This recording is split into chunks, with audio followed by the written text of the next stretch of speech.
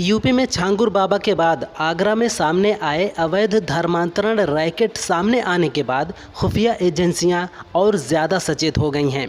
धर्मांतरण के तार कट्टरपंथी जाकिर नाइक से जुड़ रहे हैं। खुफिया एजेंसियां इस्लामिक कट्टरपंथी से जुड़ी संस्थाओं को भी अपनी रडार पर ले चुकी है। ईडी संस्थाओं की पड़ताल कर रही है। कांग्रेस अध्यक्ष खड़गे के सवाल पर राज्यसभा में नेता सदन जेपी नड्डा ने कहा, खड़गे जी को जन्मदिन पर बधाई देता हूं। ऑपरेशन सिंदूर के बारे में हर पॉइंट को दुनिया के सामने रखा जाएगा। देश की आज़ादी के बाद ऐसा ऑपरेशन कभी नहीं हुआ जैसा मोदी जी के नेतृत्व में हुआ। भारत सरकार मोदी जी के नेतृत्व में हर बात की चर्चा के लिए तैयार है। बीजेपी सदस्य समीक भट्टाचार्य ने इस पर नोटिस दिया है। कानपुर कमिश्नरेट से करीब 224 पुलिसकर्मी गायब हो गए हैं। ये पुलिसकर्मी पिछले काफ़ी समय से अपनी ड्यूटी पर नहीं आ रहे हैं, जिससे विभाग में हड़कंप मच गया है। गायब हुए पुलिसकर्मियों में 109 सिपाही, 57 महिला सिपाही, 34 दारोगा, 24 महिला दारोगा शामिल हैं।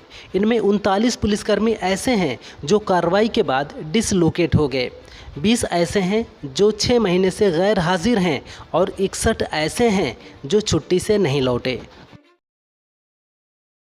हाई कोर्ट के आदेश पर बस्ती सपा अल्पसंख्यक मोर्चा के जिलाध्यक्ष इरशाद अहमद के मकान पर बुलडोज़र चला। ये कार्रवाई उस वक्त हुई है जब इरशाद अपने परिवार के साथ अजमेर गए हुए थे। उन्होंने प्रशासन पर पक्षपात का आरोप लगाते हुए दावा किया है कि उनके मकान में 1 करोड़ का सामान नष्ट हो गया है।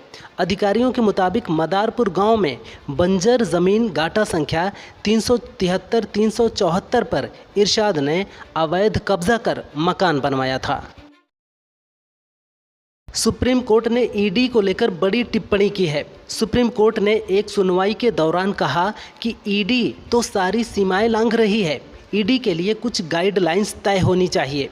एक वकील और उसके क्लाइंट के बीच क्या संवाद हुआ, इस पर नोटिस कैसे जारी हो सकता है। इस तरह के नोटिस से सीनियर वकीलों की प्रैक्टिस पर भी असर पड़ सकता है।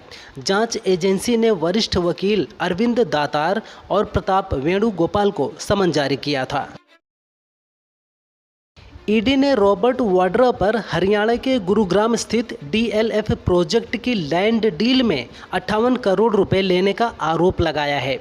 ईडी का कहना है कि शिकोहपुर गांव में ये ज़मीन खरीदी गई थी, इसमें गड़बड़ी थी। वाड्रा ने इस ज़मीन की 58 करोड़ रुपए में डील की थी। ये 3.5 एकड़ की ज़मीन वाड्रा की company sky light hospitality private limited के नाम पर महज 7.5 करोड़ रुपए में खरीदी गई थी। इसके बाद इसे डीएलएफ ने खरीदा था। सीएम योगी ने एक उच्च स्तरीय बैठक में बांग्लादेश से विस्थापित होकर यूपी के विभिन्न जिलों में बसे परिवारों को कानूनी भूमि स्वामित्व का अधिकार देने का फैसला किया है।